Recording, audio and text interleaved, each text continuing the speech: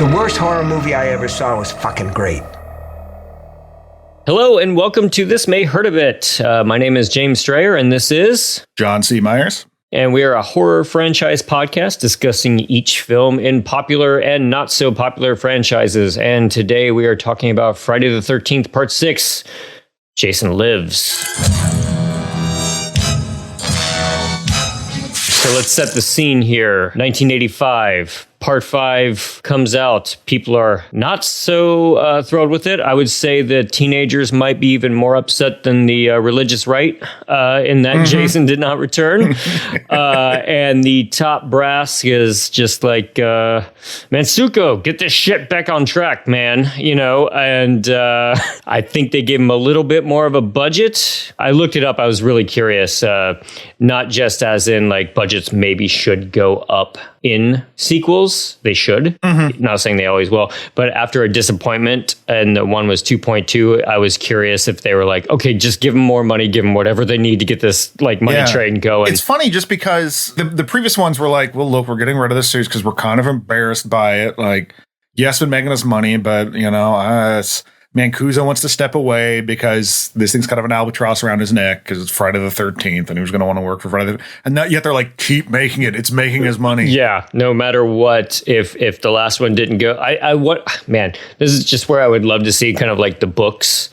And they're just like, certain films are expected to do well. Certain films are a loss leader. Certain films are just what you truck along with. And I kind of feel like this one was that latter one that they just sort of like lost out on for a cycle. Well, yeah, it's hard to tell because anymore, none of the movies make money. Right. Like the way the Hollywood math works, like the Harry Potter films were write-offs, basically. Still failures. Yeah. So yeah, you personally, after part 5, I'll ask you what I keep asking you. Were you excited to return to part 6 and find out? And had you seen this one before? This is one that I had seen before, like probably 20 some years ago. I was in college. So I knew a little bit what I was getting into, and I was looking to definitely get away from part 5. Not just for the Jason wasn't there, but just part 5 was just grim. But it does feel like there was a mix up at the Jason factory. and then like, so you have these movies and then like someone set the dial too much for like just murder and fucking. That was part 5. I'm like, oh no, we got to recorrect it. They went too far the other way because this is just fucking goofy. Yes. This is a Joss Whedon film. And I was not prepared for that. Full Joss, huh? The writer-director, Tom McLaughlin, in that Chris Light documentary said that Kevin Williamson has said that was the inspiration for his Scream movies. And then you could draw a direct line from Kevin Williamson's bullshit to Joss Whedon. Yeah. And so I will be unfair to this movie because I have grown to hate that kind of stuff because so much of that has permeated everything else. That it's just I'm tired of that style and that kind of like quippy nonsense. And the onset sexual harassment. Yes. No, but this has a lot of earmarks of Joss Whedon stuff. The like pointless scene to let everyone know I'm a feminist. Like I said, a lot of quips, a lot of self-referential stuff, a lot of meta like name dropping stuff like that. Yeah. And I don't mean to like tie it solely to him because clearly this stuff existed before him, but it's just that's an easy shorthand to go to. There are different people doing that kind of style, and some can do it well and some can't. So this is fun, and I kind of appreciate them trying to take it in a new direction. So it's more just most of my complaints about the movie are really aesthetic. Like there's just my taste. Yeah, there's not necessarily anything wrong with it, but yeah. But again, after 5, I'll take whatever. True. Yeah. It is tough because I'm also like kind of I'm tired of the winking at the camera. It's the cleverness. Like I'm very tired of cleverness and like in recent stuff. It's funny because like some of this humor really does work for me, and I laughed out loud numerous times. But yeah, I think the stuff that I didn't like was that Scream-ish stuff. But it's also like, it's hard to criticize it specifically because it came so early, you know? Right, exactly. Like it's being unfair to it because when the guy wrote this wasn't like, oh yeah, another one of these. Yeah. There's not other movies really out like this. Yeah. So the director was Tom McLaughlin. He did One Dark Night, which I watched, I think, a couple of years ago during like some sort of Halloween like marathon type of thing. And he just watched all the previous films back to back, and he was just like, this thing needs humor if I'm going to do this. And I do like the one directive. He was allowed to make it humorous, but he had to still take Jason seriously, which I think works overall, except for the one shot of the arm. Yeah. It doesn't make fun of what it is. Like, it kind of pokes fun of the whole genre. Like, one thing that irritates me, and I haven't seen the whole movie, so I might be treating it unfairly here, but there's a clip in, like, one of the new Spider-Mans or something like that, where there's a joke about how dumb the name Dr. Octopus is. Oh, I hated that, yeah. And it's like, you can't make fun of that. This is the world that you live in. Like, you can't be like superhero stuff, hooray, but we're also making fun of the corny stuff. It just doesn't, it feels like a betrayal of the core of your movie. Yeah, you're not better than your movie. Yeah, exactly. And I think that's some of it, because then it really drains so much out of that. Like, that's why I haven't been so interested in like the Sharknado movies, because those seem very much like, don't we know this is stupid? And there's, you can make a movie that is stupid fun, but I just feel when it's just on the nose like that. And when it's that like bare naked ladies level of like, I wasn't this clever. This does skirt that for the most part. I do like the big difference between Danny Steinman and Tom, evidently on set. And, someone described him as always having a twinkle in his eye, and it's just like, that's a big difference between our previous helmsman here. Danny Steinman had a twinkle up his nose. Yeah, exactly.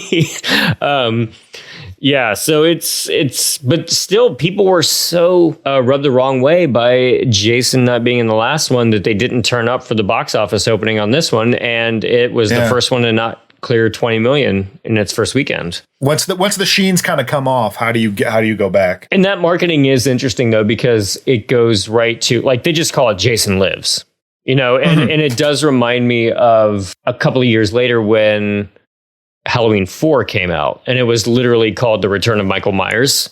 And that was the result against Halloween 3, which didn't have Michael Myers in it. And nobody liked that. I'm a fan. But anyway, this one was full on Jason Lives. He's back.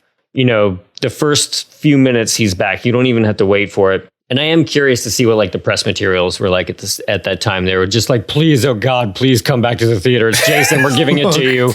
I swear. We like money. Yes. Yeah, it's because I think not having Jason in the last one possibly reveals some hollowness to the whole premise, just because it's like, well, I got everything I would normally want from this, but it wasn't Jason, and somehow that upset me. Yeah. Well, what's the deal? Because I still confess at this point, I don't get the draw of Jason.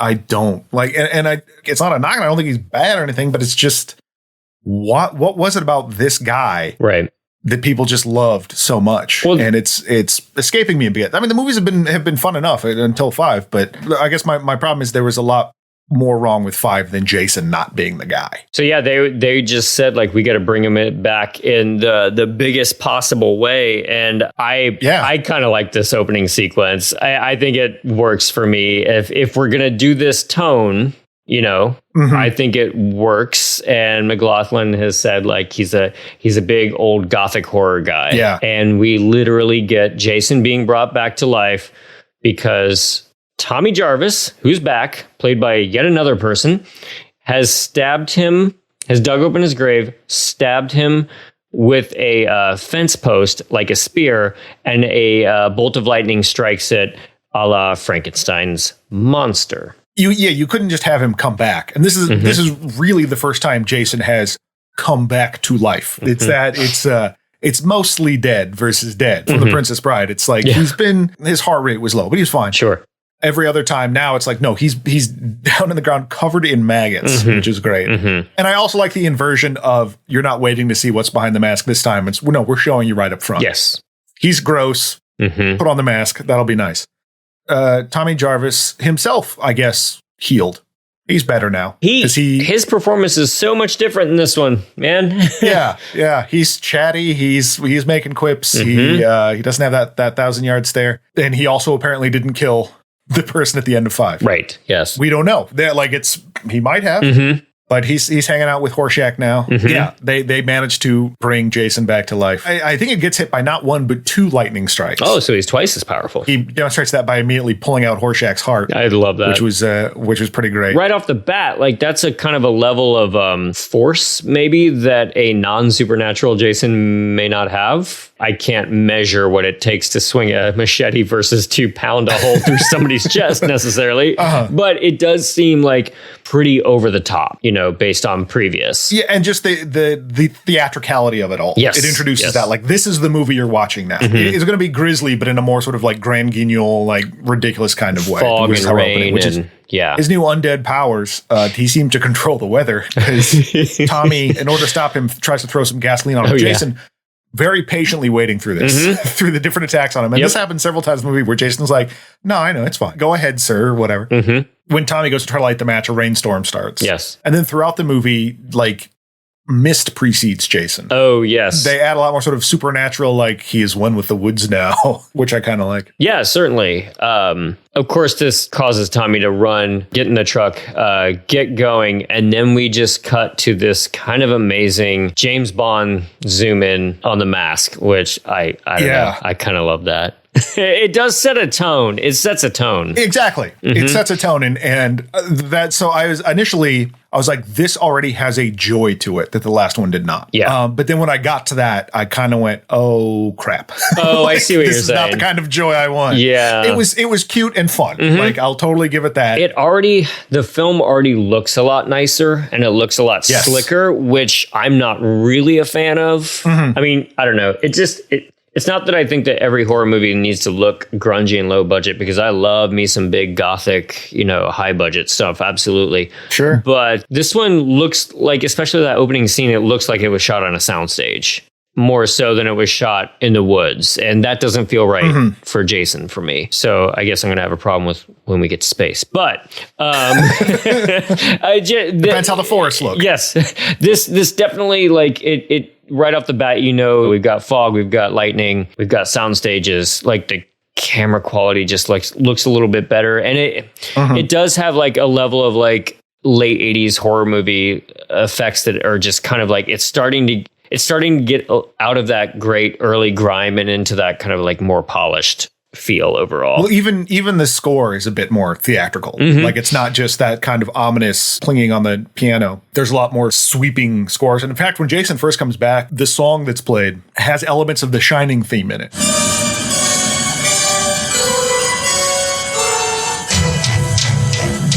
Manfredi, who's done the all the scores up to this point, has said that it's a different movie, so I gave it a different score. Yeah, and for what this movie is, it works. I mean, I like hearing those big bells doing the Shining theme. It all comes together very well. For wanting to make a gothic horror tongue-in-cheek picture, I think he does a good job. It's just not necessarily my cup of tea. Certainly. So, talking about our new Tommy. So this is the third Tommy in 3 movies. And I had forgotten this and I got all excited. It's Tom Matthews who plays one of the main early characters in Return of the Living Dead. Yes. Which is one of my absolute favorites that has this line that I love so much. Stupid asshole! Watch your tongue, boy, if you like this job! Like this job! I had forgotten that he was Tommy in this, actually, so I perked up a little bit more. But yeah, like we were talking about earlier, his personality is so much different in this. He's not the like almost Vietnam War veteran type of character. Right. Now he's like, I'm resolute.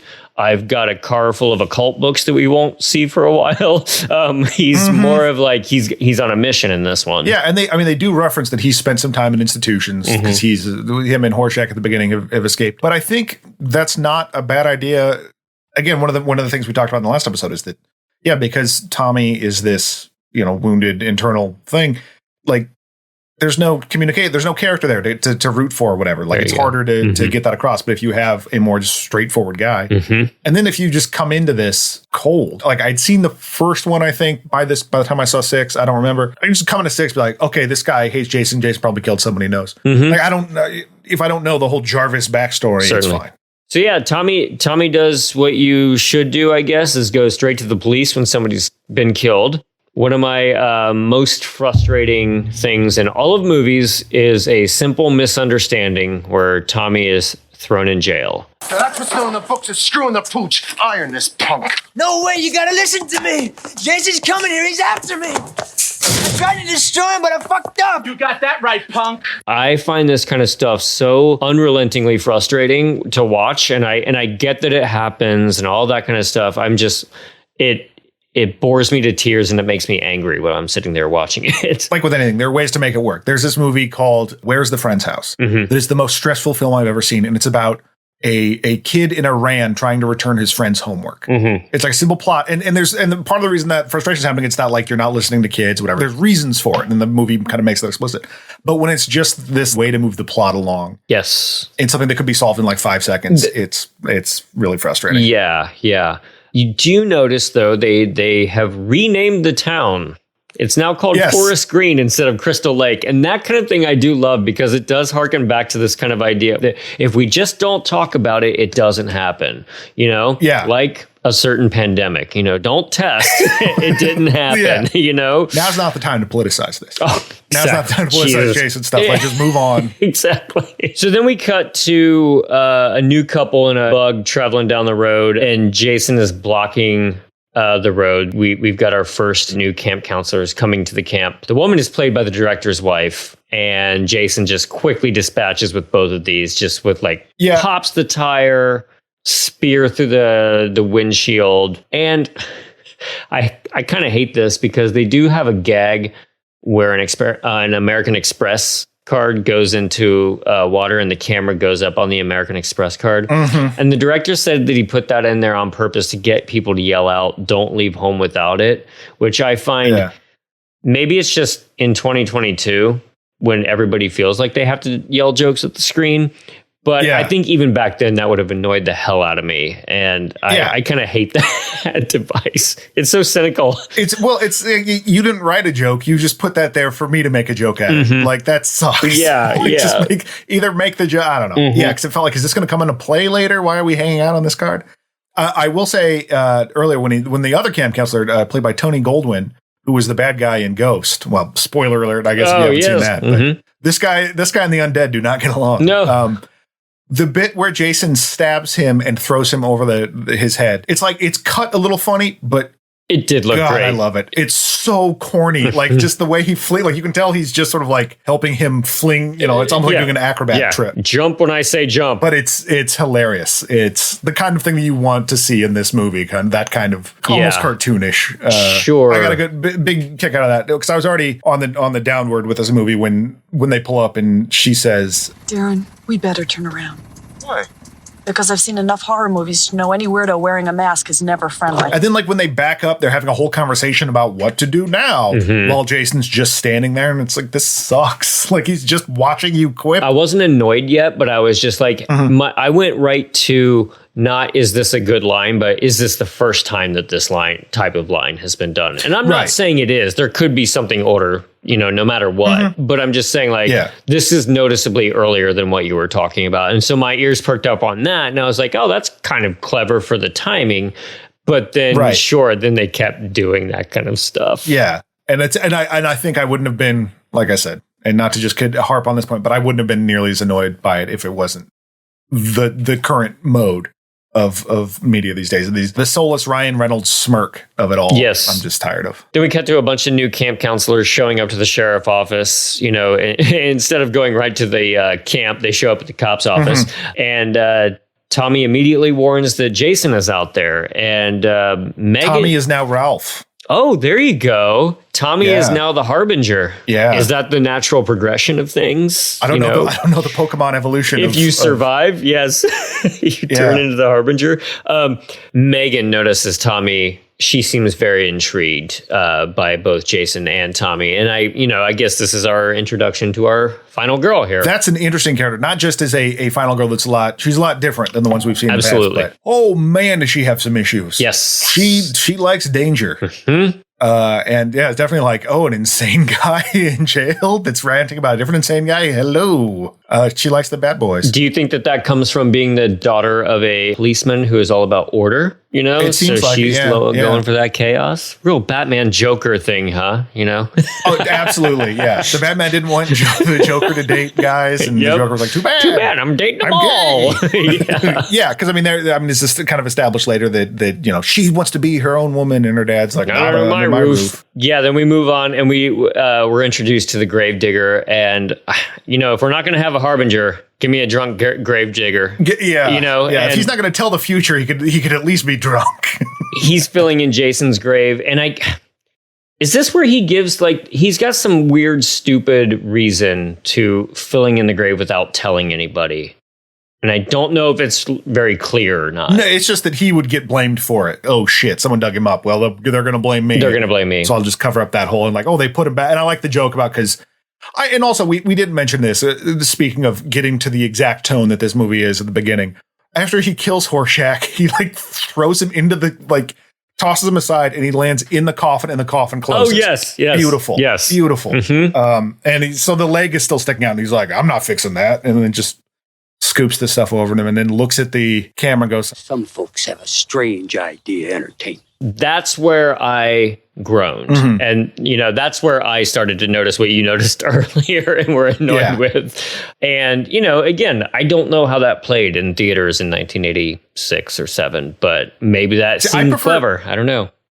I prefer it in 4 when it's these people just watching shit. Like, it's the dude watching the aerobics video or Ted watching the stag film. It's like, this is what happens to you if you watch this shit. Yes. But you want to watch this shit, right? You dumb pigs. And everyone's like, hell yeah, we do. This rules. Yes, yeah. Rather than sort of more on the nose. It's so on the nose, right, yeah. Megan seems to know a lot about the Jason mythos at this point and also insinuates that it's Friday the 13th, which we get confirmed later in the film.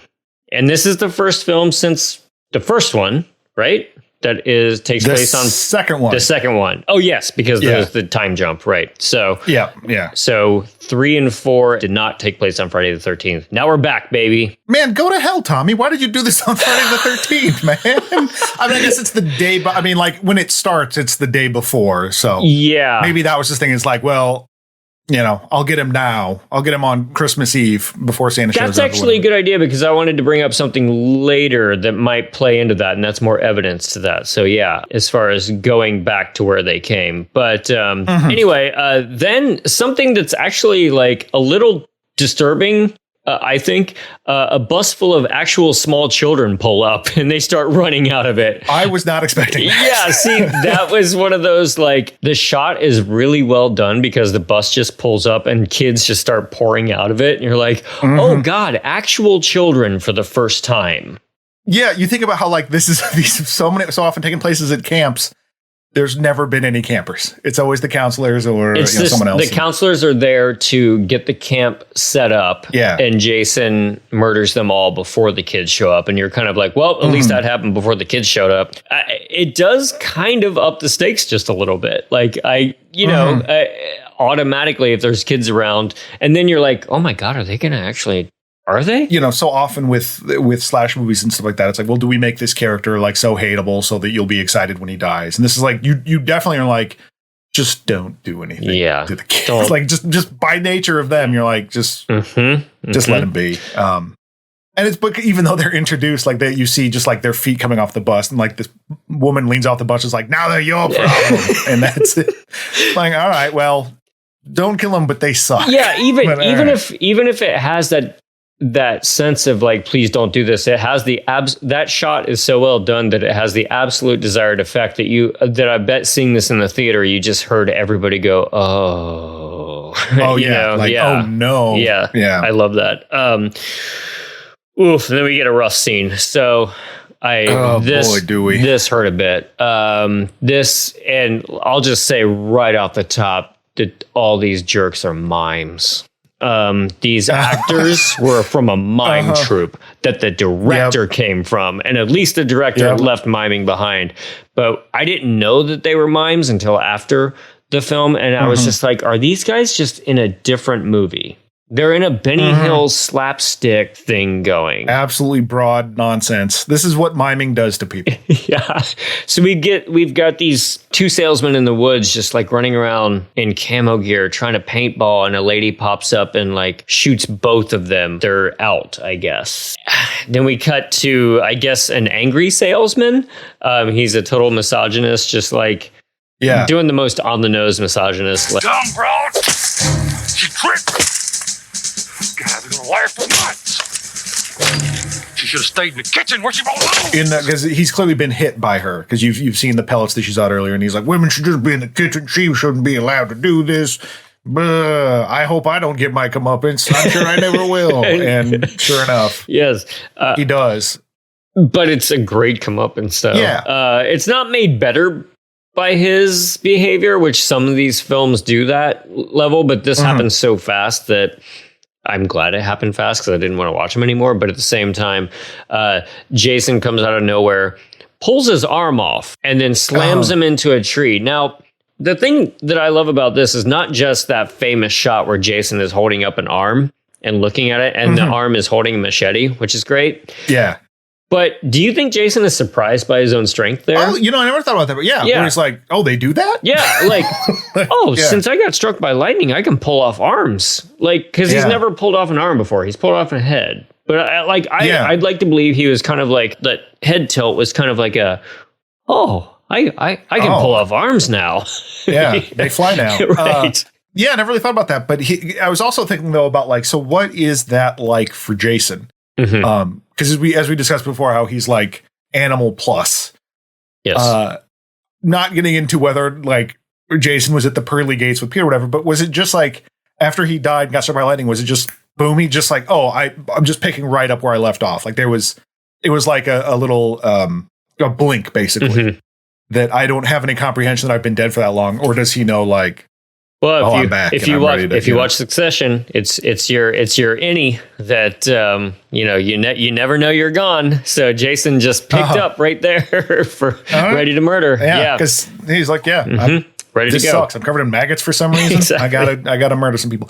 Which thanks Tommy for bringing the mask. Why do you have that? Oh God, we forgot about that. Like, yeah, exactly. He brought the mask along. I mean, I guess because if you're trying to burn him and get rid of everything, fine, like symbolically. Got it. And then there's yet another mime. Oh, this guy's the worst. Yeah, he's got the military British music or like a Benny Hill type of military sound or something like that. When your character should have been played by Eddie Deason, that's not good. That's not a good thing. Because that role, like you could absolutely see Eddie Deason in that role. I ain't above good slapstick at all. I love it, actually. Yeah. I ain't above bad slapstick. I love the Three Stooges. Yes. It's fine. But not in my Jason movies, definitely. But then after all of that annoyance, we do get a triple decapitation. I feel bad for the makeup people because evidently they spent a good deal of time on this effect. And then I don't even think it was the MPAA that cut this. It was the director. It was like, it didn't quite turn out right or something like that. But they ended up cutting a good portion of it. But you still know that Jason manages with a machete to cut off 3 heads right in a row in a very cartoonish way. This whole movie felt very neutered in that way. Like it felt like a lot of the gore, I mean, particularly coming from the last one, that they went really hard on like, let's keep this as clean as possible. Some of that could be the lighter tone because it doesn't feel as sort of real. It's more kind of gothic-y and whatever. But I still feel like there are so many things like that where it's, we're going to see some. No, it's just implied, which is fine. I mean, there's plenty of blood later. Yes. If that's what you're into. But, and I think part of what annoys me about that and this, like the couple at the beginning were at least camp counselors on their way to it. These are just like completely ancillary, not involved in the story at all. And then the same thing later with the couple having picnic, which it made the documentary made it sound like the studio wanted like, no, we still need more blood, more kills. So we need more bodies, something. So they just jam that in there, and certainly it sticks out like a sore thumb. Yeah, that one absolutely felt like for some stupid reason that one felt even more out of place than the Paintballers. I don't know why. Yeah, maybe it was like the filming style. There's more plot happening at that time. Jason's established, and like there's other people that we've met that he could be killing. But it's like in the third one, at least, like the punks, like they served the story. They came around and did stuff. And this one just felt like, hey, look at these guys. They're going to get killed. Okay. It's just like a set piece and not like in a fun way. That's a good call because Jason hasn't arrived yet by this point. He hasn't arrived. This is the prologue still, kind of his approach. Yeah, Tommy manages to, like, he's driving his own car and the cops are following him out of town. They're basically just like, get out of our jurisdiction. We don't want to deal with you because we think that you could be. I'm not, at this point, do they think that he's Jason? I don't think so. They're just annoyed with him, right? They haven't found any bodies. That's right. That's right. They haven't found any bodies. So, they're just like, you're some wackadoo. Yeah. Which that scene leading up to it, where they're like chasing him through the cemetery. And kudos to Tom McLaughlin for really wringing all the action he could out of a guy running 10 feet. Yes. There's like this zigzag through these fenced off areas, and like you see them running, and like there's a crane shot where it swoops down, same running. Like he cuts it a whole bunch of different ways, and it's like he moved 10 feet. Yes. That's awesome. Yeah, but I wonder how many takes. Like, did he give it his all each take? I don't know. Yeah, the filmmakers of Crank saw that and went, wait a minute, I have an idea. He runs into the gravedigger, who's standing around, as he always does, in the graveyard, usually by Jason's grave, I would assume. Is he also guardian? I don't know. And he says, Dig him up. Does he think I'm a fart head? if you weren't set with the tone by now, like that has to kind of, nail in Jason's coffin as far as that goes. Well, yeah, it's not just the fart head. It's the fart head smash cut to a bunch of kids. Like you ask the questions and then it's This answered. movie does that a lot, actually, with those kind of cuts. Yeah. And I didn't make note of all of them, but that's just one of those things that I know that, and I don't have a problem with directors doing this kind of thing, but he I'm sure that he felt clever of himself on that, and that's fine. You know, that stuff's fun. Like I love that. There's a tons of that stuff in Coppola's Dracula that I love. Oh, certainly. I had heard the thing about how the original ending for the script was going to involve Jason's dad, and that it turns out like he's the one that's been carried. Because I had the same thought I did for Pamela Voorhees. Was like, well, who paid for that gravestone? Yes, like, he was allegedly cremated in 5, but I guess not. Mm-hmm. And then like his dad shows up and pays the grave tender $100 to like keep tending his grave. Yeah, I don't know how grave tending works, but I'm glad they didn't do that. Way too much mythos. Yeah, it's not lore that I'm interested in. Mm-hmm. I'm like, I don't care whose Jason's dad is. That's not really the point. Yes, and particularly like this late in the game, it would be like, oh gosh, mm-hmm. it just seems very sweaty now. Yeah. Now I think we're getting just like counselors hanging out with kids for a while, right? And and there's not a lot going on. It just shows them actually like interacting with them, which we haven't seen before, and how they're kind of like detached from the whole thing a little bit. Yeah, like that's the thing. Like there's 3 women counselors and like 1 dude counselor. Mm-hmm. And you're introduced to Little Statler and Waldorf. Oh, yes. If this is as exciting as it gets, we're in big trouble, dude. Not as funny as you think it's going to be. I'm surprised Jason put up with that sass back. Yeah. Right. We cut to nighttime, and this couple that we've never seen is just hanging out on a picnic. And this is absolutely the studio. Go back and shoot this over a night. We need a higher body count. But poor Martin the Gravedigger stumbles around, coming up on them. And my favorite bit is he calls his bottle of booze Kathleen. Jason breaks Kathleen and stabs him with it. Well, after he does the whole like you'll be the death of me someday. Yes. So and then he throws the bottle, but dies by the bottle. And the couple runs away after seeing Jason. They get it on a motorcycle, and Jason just skewers the two of them. Two. I wonder what the count is at this point. Like counselors versus like lead up people, because he's 2 counselors. Okay, so 2 counselors, 4 paintballers, 5 paintballers, because there's the 3 that he decapitates, the guy whose arm he takes, and then the guy you see, the annoying Eddie Deason guy later that dies off screen. Yeah. So we've got 5 just somebodies, and then these 2 guys. Like, and even if they were just like passerbys or something, I wouldn't have minded as much as that. Like that. Just the horrendous dialogue and shitty scene with the 2 of them, like this little playlet that happens that I don't care, man, and it's not as funny as you think it is. And so we haven't even gotten to the camp, and Jason's done in like 9 people at this point. Yeah, maybe 11. I'm not sure. And again, I'm not complaining about the number of people. It's just kind of like I kind of like it to all kind of feel cohesive. Yeah, that's absolutely like this. This feels like here's this other movie that's happening, and now we'll get back to the camp. Yeah, so now we pan over, the kids are asleep in their bunks, and we're reminded that the kids are there. They're all, passed out after having reading something.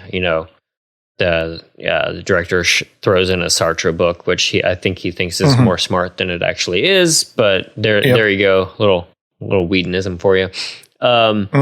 We cut to the counselors are playing a card game called Camp Blood, and I want to know. Of course, I'm overthinking this, but like this is more for the sake of tracking a continuity type of thing.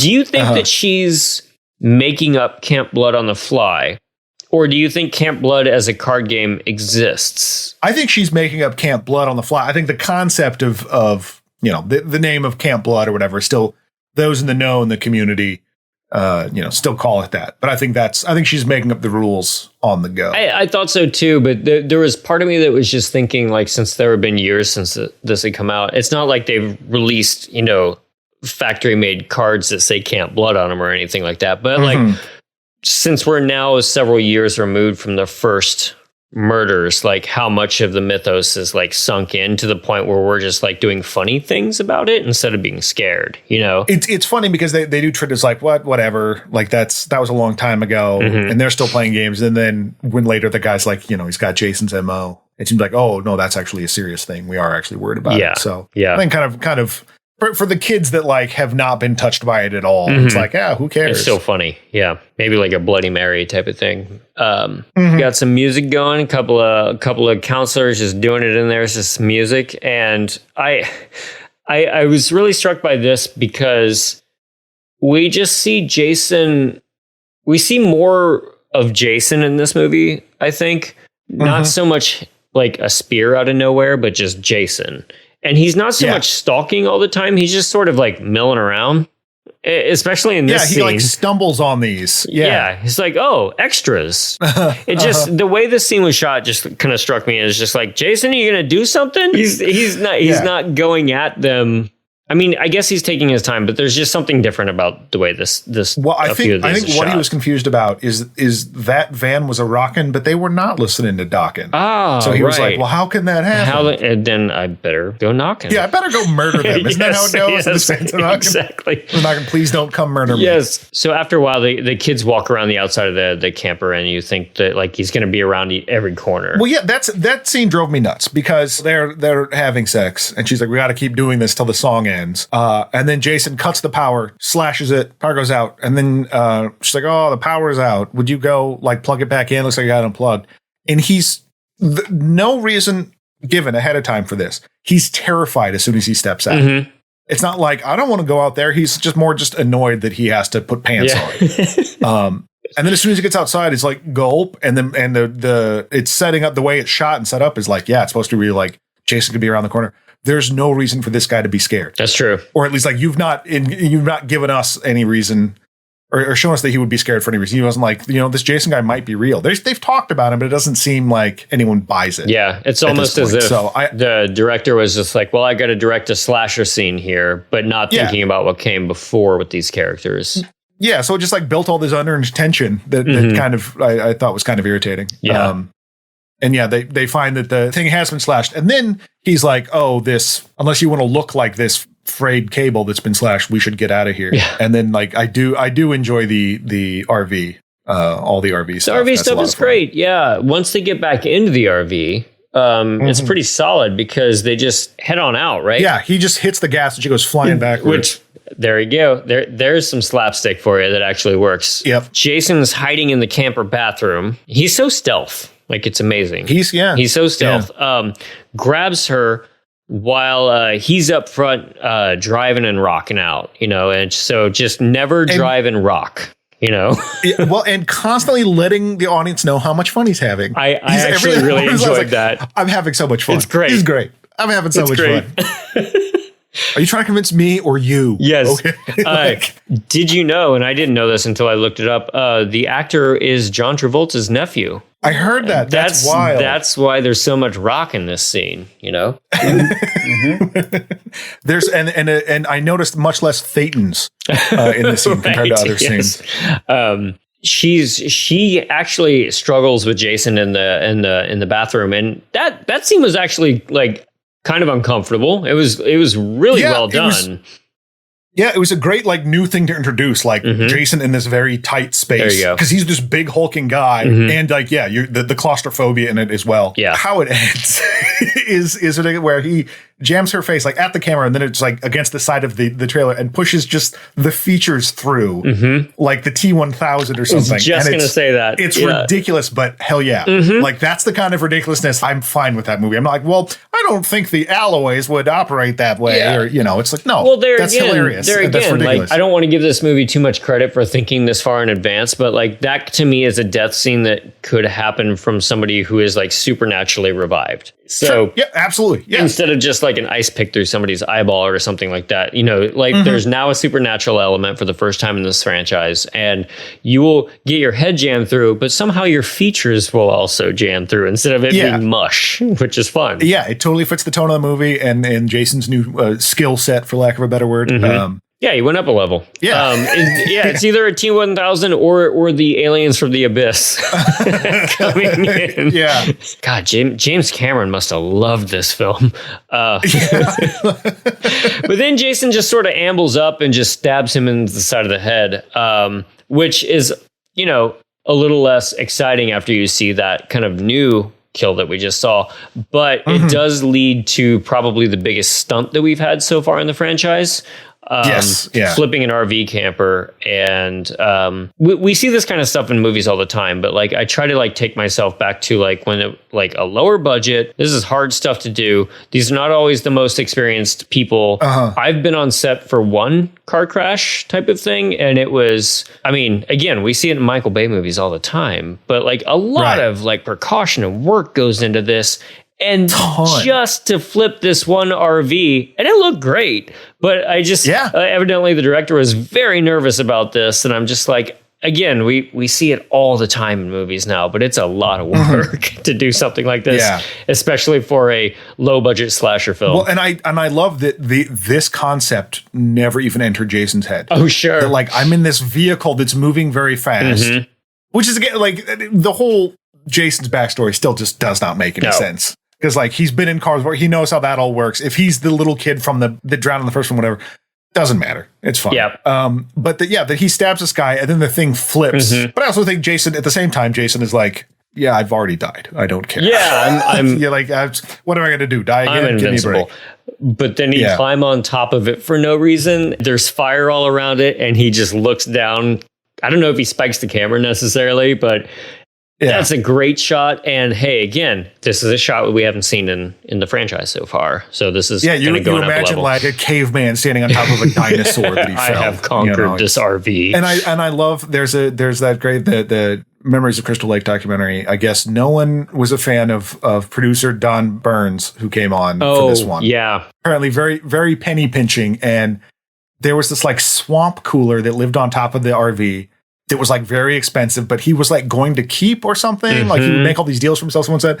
And so they stole it back, put it on top of the RV for the stunt. So it got just thrashed and everyone was so stoked about it, which I think is hilarious. Oh, I meant to watch that part again because I remember, even though he's such the bad guy in that story, and there's something, and he does admit something to the effect of like, oh, if I brought this under budget, I got a bonus from the studio, which is always like, that's never the right way to go, really. I hate to say it, but I've been on a much lower scale, obviously. I've been in that guy's shoes before, and you're just like, hey, that prop is a lot of money. We got to return that after the shoot or all that kind of thing. And so part of me, a tiny part of me was just like, hey, leave him alone. The evil part of you. Yeah. No, it's great. He looks like you would lose a pinky ring to him, like getting hustled at pool. Right. That then he would add back into the budget. Yeah. No, I wondered about that when I was watching that bit. I was like, I wonder if James is he's like, he's right. He's doing his job. That kind of stuff is the kind of thing that brings a small crew together. Not necessarily like petty vengeance, but just like little pranks that can bring 40 people together for common cause. Yeah, and petty vengeance works too. Oh, sure. Yeah. It doesn't have to get to that level is all.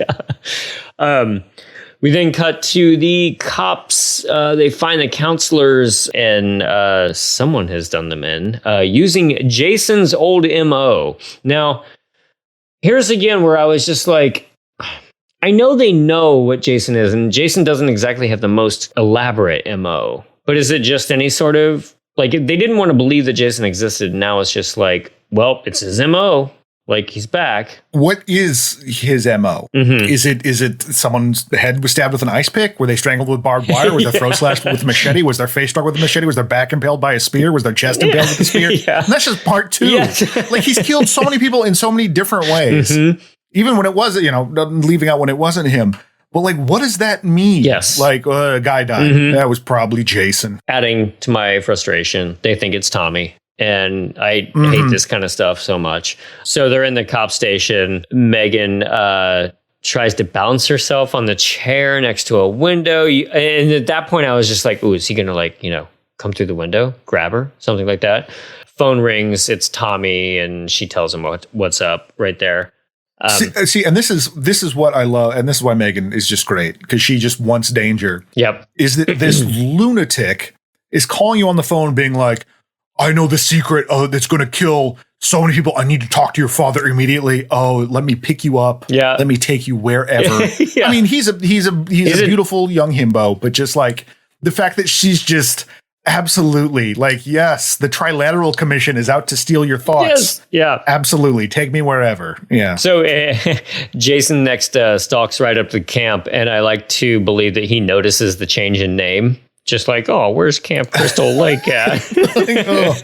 Man. But again, this is another time, I think, where there's no other counselors, there's no other victims or anything like that. We're just kind of following Jason around. And I think that's the kind of the first time that we start doing that. Yeah, because most of the time he's a looming threat in the background. And it's not to the end when he's like fully, he's finally has the confrontation with the final girl. It's just like when things escalate after the bodies are found. Yeah. Usually we see a lot more of them, but this is a lot more of tracking the stalking. Does that mean that we are a part of him now or something? I don't know, but well, it's also like, you want to see Jason? Fine, here's Jason. I think that's a lot of it. I think you're totally right. Yeah. You want Jason? We're giving you extra Jason in this. Yeah, and I think that's fine. I mean, I kind of prefer him as this, figure in the shadows. But it's like, well, we've done that. Mm-hmm. We've done that 4 times now. 5 times he was so in the shadows, he wasn't even in the movie. Yeah. Let's hang out with him. He seems cool. We do see,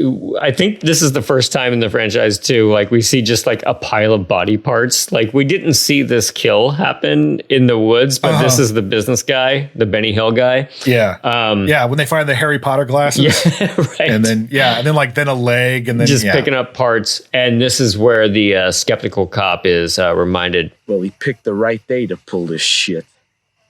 What do you mean? Happy Friday the 13th. Jason cuts the power to the whole camp. He always manages to be able to do that. That's great. I think now that he's part of nature and in tune with the elements, he can just there you go. Yeah. This does not carry on beyond this movie. I don't care. I've just decided that's what's happening. Okay, yes. He's a druid. Yeah. So then one of the counselors thinks there's a prank going on outside the window, and Jason grabs her through the open window and twists her head off. Yeah, because as she gets pulled out, and like there's some struggling, and she's in the room with another counselor. And Jason twists her head, and you hear like the grisly snap and like a muffled scream. And the other counselor wakes up and he's like, geez, you two, take it, take it down the road. What does she think sex is? I know. Because like there shouldn't be bone. I mean, maybe I'm Puritan, maybe I'm old fashioned, but like bone snapping doesn't seem. It's a little like heavy. Yeah. A thing. Yeah. And maybe she's into some wild shit. And to each their own. So by this point, Tommy and Megan have teamed up and they're motoring around in a hot red car. This bit was just totally like, this director had been like kind of avoiding some of the sexy cliches to a point. Now we've got, Megan's pretty excited. She's driving. She's in the driver's seat. Cops have blocked off the road. She tells Tommy to hide in her lap. And there are so many zoom ins and zoom out. Like, does it zoom in and zoom out? Like kind of like a... No, it's just like, just close up of Gene's crotch, like of him just like looking there. Yeah, POV. Yeah, and it's like, we get it. You didn't need to do that. Like the joke was had before you did the insert, and then they just went ahead and did that. Yeah. Well, and of course, because I've already decided that this is a Joss Whedon thing, someone after all, like the kind of the sex pest stuff came out, someone pointed out how in so many of his movies and things, there's a scene where someone ends up laying on top of a woman, like inadvertently, like in his Justice League, the Flash, like, yeah, like, oh, I'm laying, and then like there's like a thing in, I think, Firefly, something else. They like went through a whole bunch. And so, I mean, I'm going like, oh, is that this guy's thing? Oh, like he likes to put his lap and look at Gene crotches. Which is unfair. I'm sure he's a fine guy. Absolutely. But, it was just a little. They put too much of a button on it where they're like, look, the crotch. Yeah. You get it? I mean, yes. I mean, come on.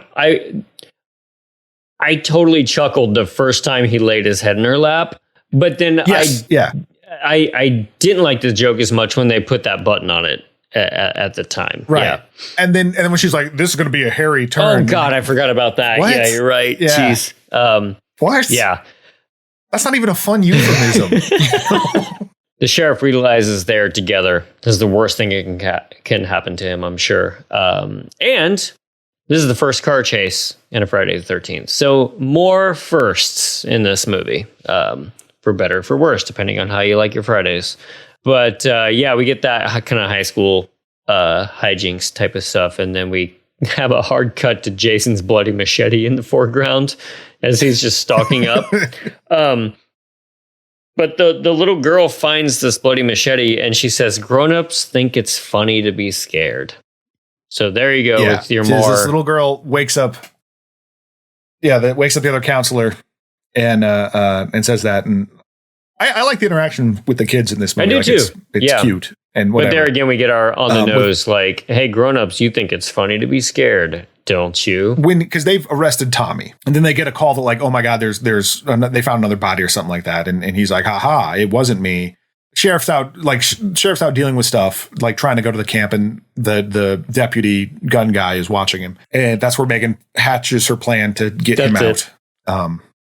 Which was a fun little piece of deception to fool the guy, and that sort of confirms like, no, clearly Tommy didn't do this, even though like you the viewer know that, but it's again frustrating. You get to watch some people get on his side. Yeah, although we did Jason just walking through a front door, which that's my favorite repeated gag I think in the series at this point, and I'm just like, I want to start walking into parties like that, just busting through doors.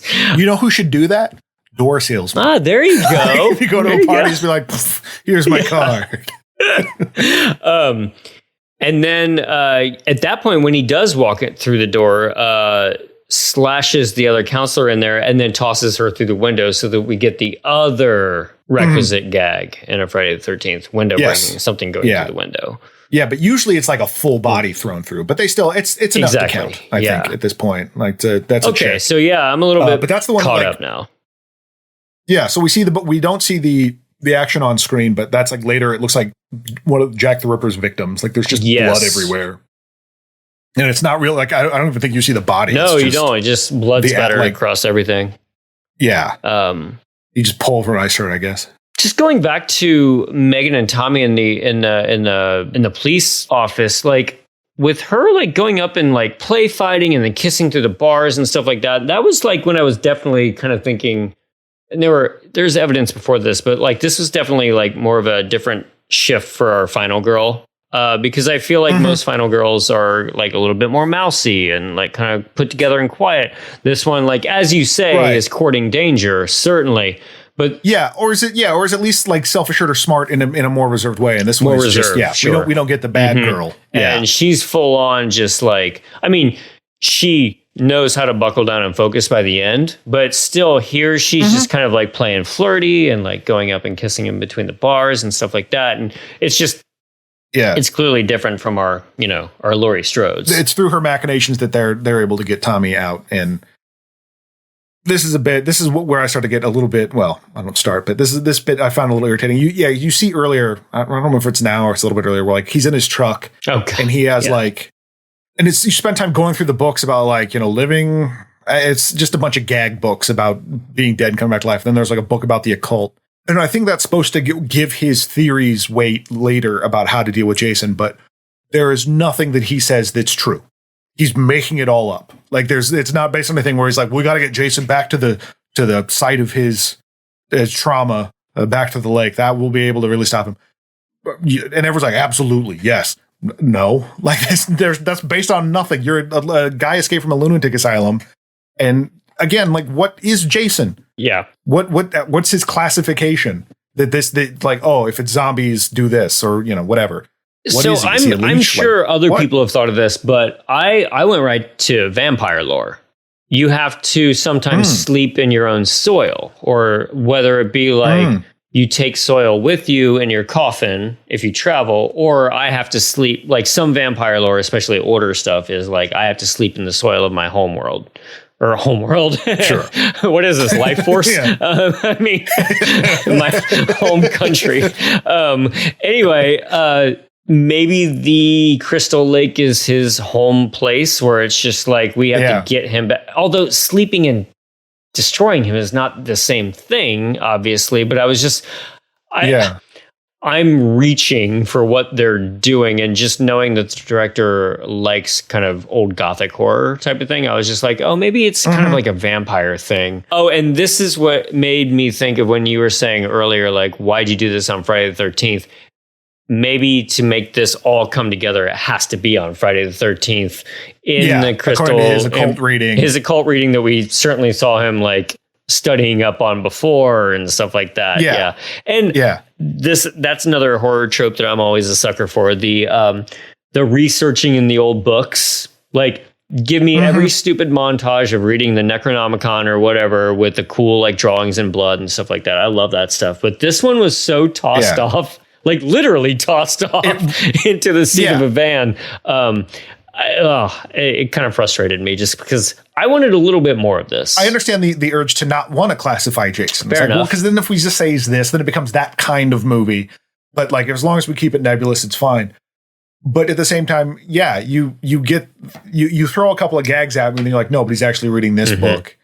So that much means he knows everything. But I don't know. It was pretty flimsy. And they either need to go further with it or not at all. Because I mean, my reaction was the same, where it's just like, none of this is real. It's, you can make up whatever rules you want, but the fact that Tommy just says it with such authority and everyone's like, oh, okay, well, you know what you're talking about. I mean, he's the only one that's been going on and on and on about Jason. So sure, listen to him. But I don't. I think you're right. Go further or not at all. And I guess for Friday the 13th, the idea is to go not at all. But if you're this new director at Part 6 who loves Gothic horror, he's going to go like, oh, we're going to push this. So he like unfortunately found himself stuck in this like middle ground.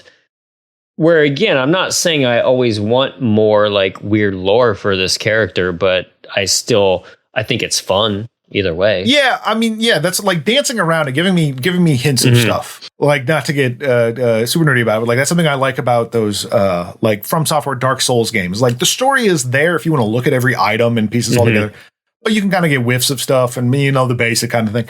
Because I would hate for him to look at like, oh, I've got this occult book, and you look it up and, oh, there's a guy in the Middle Ages but he's wearing a knight's mask, but it's basically Jason. Yeah, like then it just makes that a little bit less interesting, a little less special. And it's Army of Darkness. But it's like if it's just this one thing, that what the hell is this? It's a little bit more exciting. Yeah. But I understand, you want to try to, because he did say in that interview, in an interview that he liked sort of creating the lore and the rules about it. And there really haven't been any rules about Jason, other than just kill people. So I get that, but at the same time, it does sort of narrow the scope of Jason. Sure. And so I'm glad they keep it somewhat nebulous. But like I said, it works in the movie to just everyone's believing Tommy because why not? Yeah. But me as an audience member, I'm like, I'm not buying it. Yeah. I don't know. At this point, we get Jason stalking the kids sleeping in their bunk room. And this again is is he going to do it? Is he going to do it? Yeah. Which I like that shot of the shadow crossing over all the beds. That felt very like good. Silent film, the Fantasia Night on Bald Mountain kind of thing. And then in another room, the cops show up and that's when they see the other room spattered in blood, like we were referring to earlier. And then we do keep checking on the children. Sheriff notices empty kid beds. Where are the kids? And then this is where I started to think, like, with that stupid idea of like, well, maybe Jason just doesn't hurt kids because he was a hurt kid and that kind of dumb stuff. The cop talks with a kid and he doesn't believe it's just a scary man. He says it's a scary man over and over. So what follows, and this is actually, I think, the first time gunplay has really been involved in a Friday the 13th, because they have a confrontation with Jason and the sheriff starts unloading into him with shotguns and it just, Jason falls down, gets back up, shoot, fall down, gets back up. And it keeps happening, but the sheriff keeps at it. And then switches to his handgun when he's out of bullets, which I'm like, oh, that's like, he's played Doom before. All right. And this I got into, when I watched this 20 years ago, I was in college with my roommate and I got into a huge argument with him about this. And I don't remember which side I'm on. I think it was this side. But if you bend someone in half, as Jason ends up doing to the sheriff, like collapse them over. Would there be external bleeding? Oh gosh, I don't know. I mean, I would assume the skin would tear. My contention was there would be tearing, there would be bones posted, if I'm remembering correctly. Yeah, because I would think the bones would go through. This is where I wish we had like a phone a friend for some like medical person that we could call up about death scenes real quick and be like, hey, what's up? You know? Sound off in the comments if you've ever folded someone in half. Did bones shoot out? This is a great effect that I think this effect is really good, especially for the time. But this is an effect that I'm sure, I mean, I don't remember it at all. But maybe in the 2009 remake is where you would get the silhouette, or maybe not even the silhouette, but the full-on bones coming out and the more high production value makeup effects and stuff. But this is definitely where we've crossed over, if we haven't before. Jason is like unstoppable. Whereas like before... Jason has arrived. Yeah, before... You could knock him back. You could knock him down. Now he's taking shotgun blasts, which knock him down, sure. He's full on coming at you. Where it's before it's just like, well, maybe the death blow didn't totally get him, but this is, it does not matter what you do. This is honestly the Jason that most people know, like the unstoppable, like will always come forward Jason. So this, again, this is another turn that the franchise takes here. Yeah, and I didn't think about it until that started happening. Because that is the Jason that I know. Because I mean, even Michael Myers, at least, you know, you shoot him and he reacts, he does stuff to him. But this seemed like Jason was really just playing with him rather than anything else. Like, when he got up, did he hesitate a little bit? Just be like, I'm getting up now. Megan and Tommy find the kids, make sure they're all good, because we need to make sure that's okay. Tommy has a plan. Heavy chain and a boat. Return to the lake. Again, maybe they're returning to home soil. I don't know.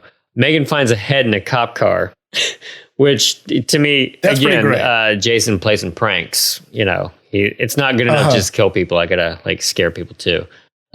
What I also like that twist on the same kind of thing from 5 when they open the car door and the medic falls out. Yes. Well, this time it's just the head. Jason makes his way to the pier, and Megan and Tommy are rigging up a chain and a boulder. So we're looking to, like, you know, throw the chain around him, drag him down into the water. So Megan kind of like, Jason is like thinking about going after the kids. Megan distracts him. Jason comes down to the pier, starts walking into the water. Does he attack Megan? Oh, almost squishes her head. Yeah. Tom is like, go. Megan wants to get in the boat with him, and he's like, no, go check on the kids. And then when Jason was up, he's like, oh no, don't go check on the kids.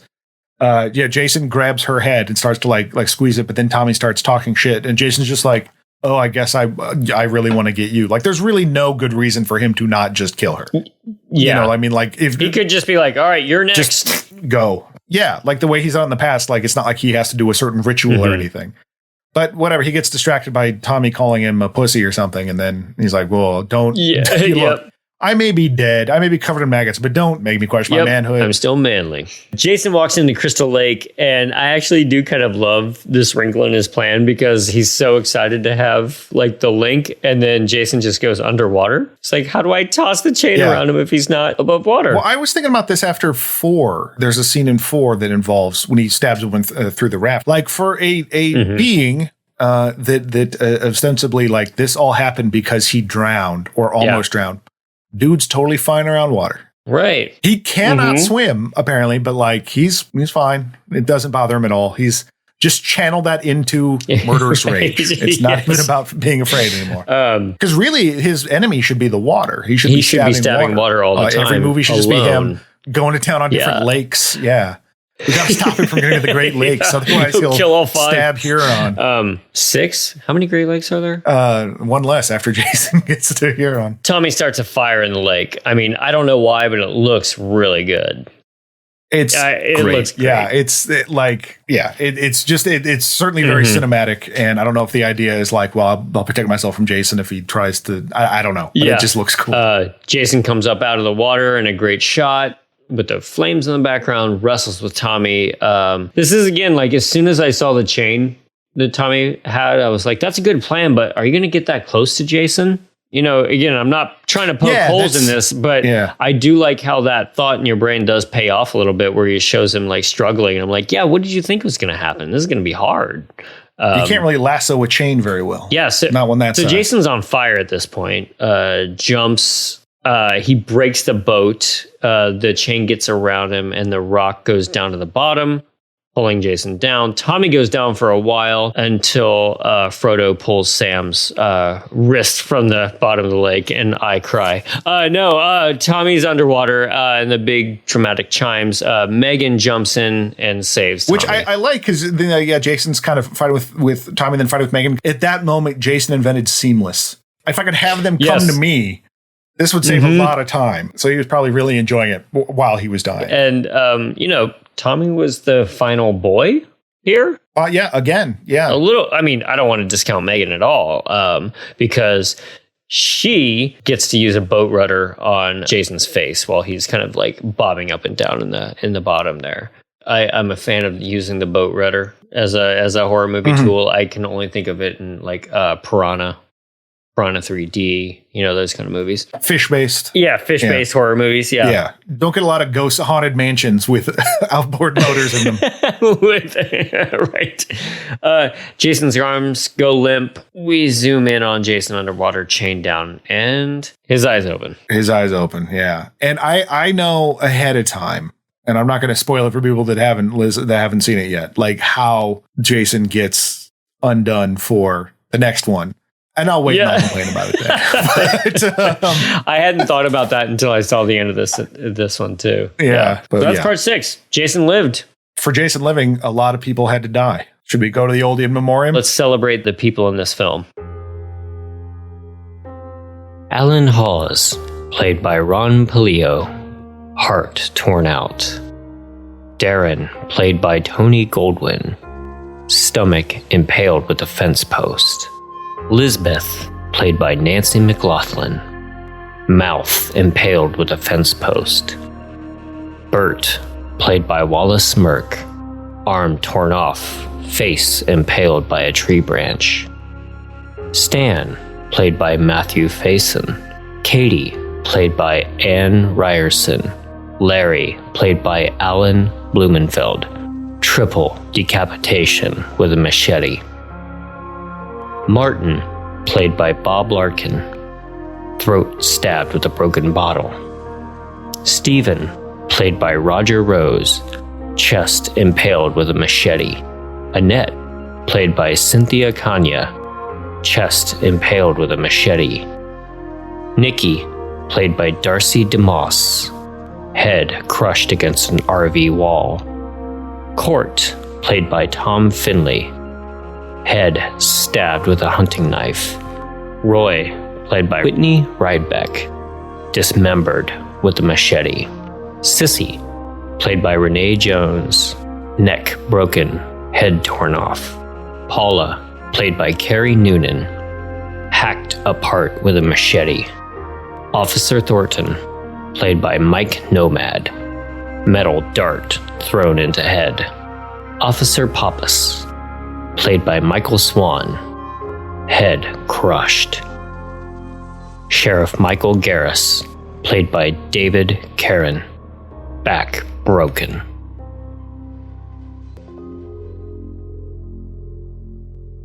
So yes, we remember all those characters, those actors, and them biting the dust so that Jason could live. Thank you for your service. The one last thing that I want to talk about is Alice Cooper.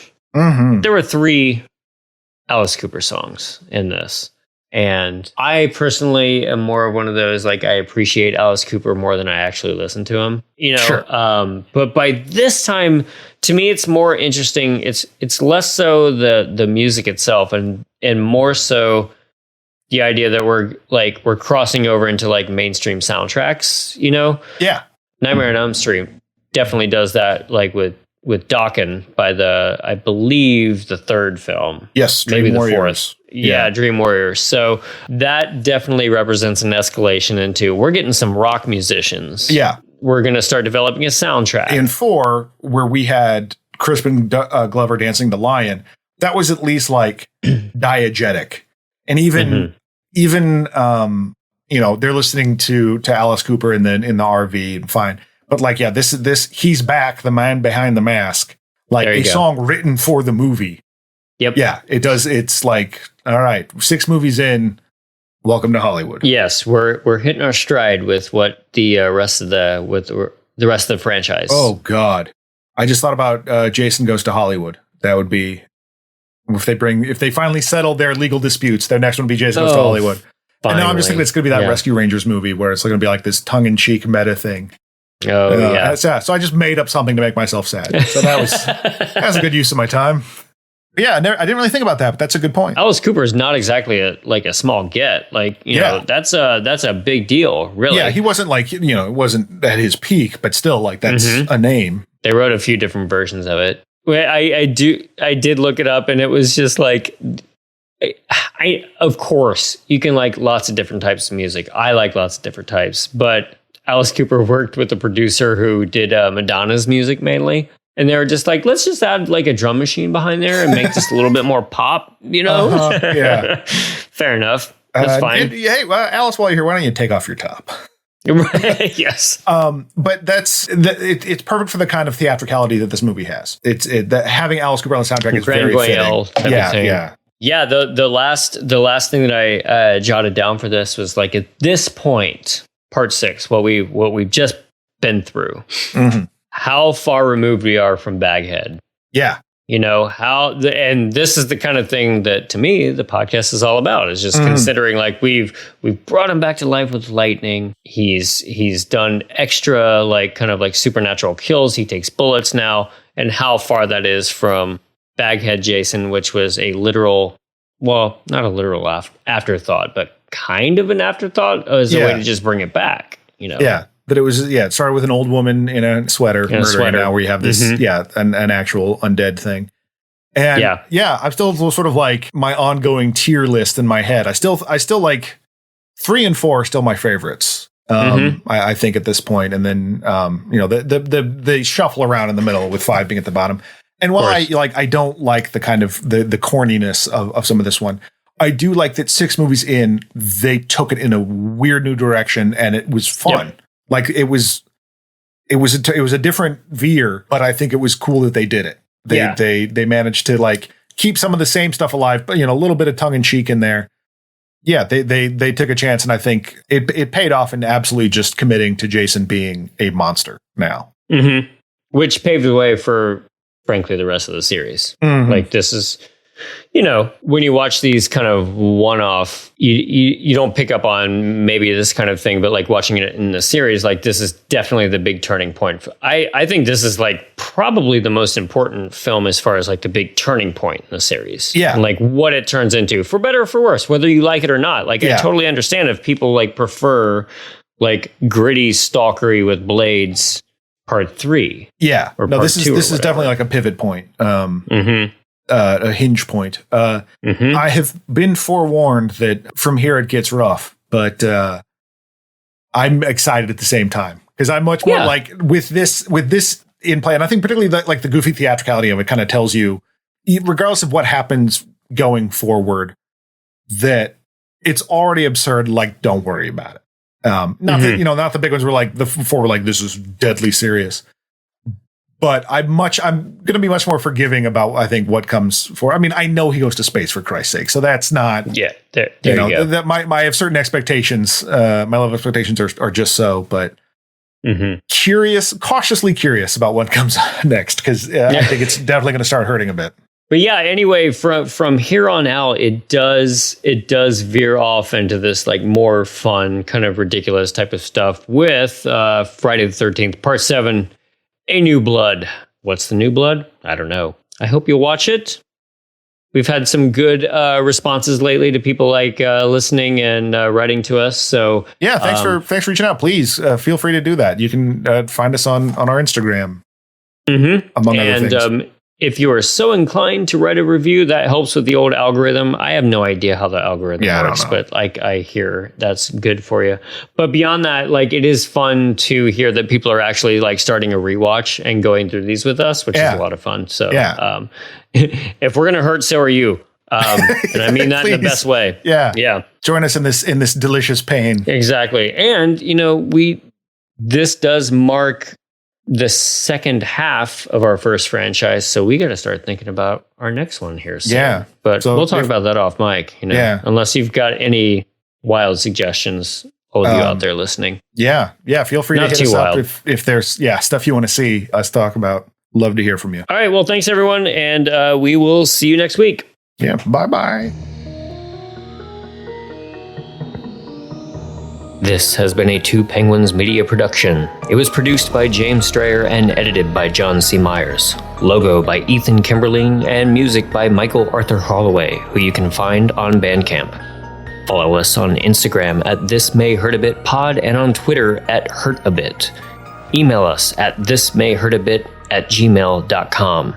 And if you are so inclined, rate and review us on your favorite podcast app, and we'll see you next time.